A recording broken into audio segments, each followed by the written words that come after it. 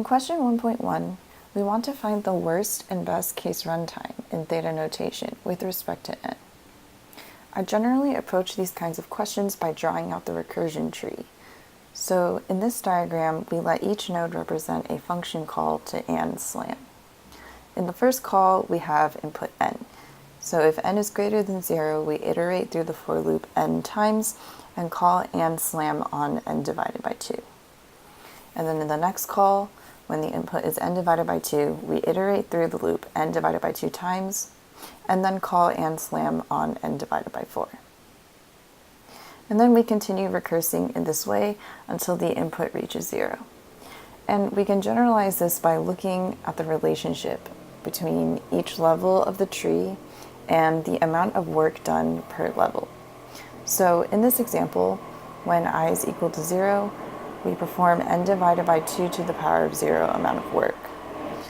When I is equal to 1, we perform n divided by 2 to the power of 1. And when I is equal to 2, we perform n divided by 2 to the power of 2, and so on. So putting it all together, we can say at the ith level, we perform n divided by 2 to the power of I iterations. And additionally, the height of this tree is log base 2 of n, since we divide the input by 2 each time. Finally, to determine the runtime, we add up the total amount of work done over all log n levels, which gives us the following summation, equating to n minus 1, which is in theta n.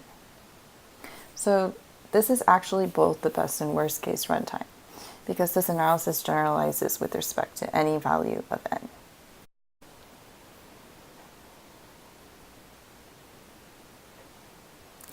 In question 1.2, we want to find the runtime of executing and welcome with 0 and n as input.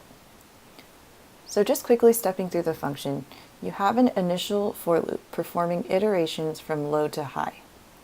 If high is greater than low, we generate a random value, and if this value is greater than 0.5, we make one recursive call, and if not, we make two.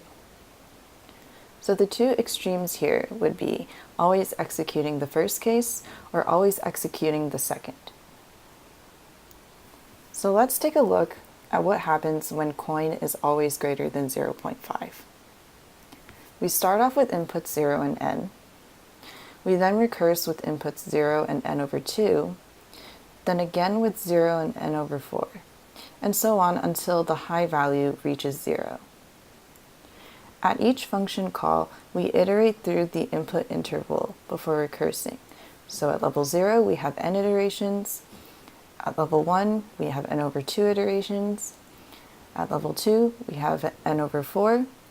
And this is actually just the same pattern as the one we saw in the previous problem, which had a runtime of theta n. So now let's look at our second case. We again start with inputs 0 and n, but create two branches at each node since we're calling and welcome twice. The first call is between low and the midpoint of high and low, and the second call is between the midpoint and high. So at level 1, we have a call to and welcome with inputs 0 and n over 2, and another with inputs n over 2 and n, which will each perform n over 2 iterations. At level 2, the call to 0 and n over 2 will invoke a call with inputs 0 and n over 4, and another with inputs n over 4 and n over 2. Similarly, the call to n over 2 and n will invoke one with inputs n over 2 and 3n over 4, and another with 3n over 4 and n. And each of these will perform n over 4 iterations. So if we add up all of the iterations at each level, we see that each level performs n iterations total. Since there are log n levels in the tree, the runtime will be the summation over log n levels with n amount of work per level, which gives theta n log n. So to summarize, our best case runtime is theta n, and our worst case will be theta n log n.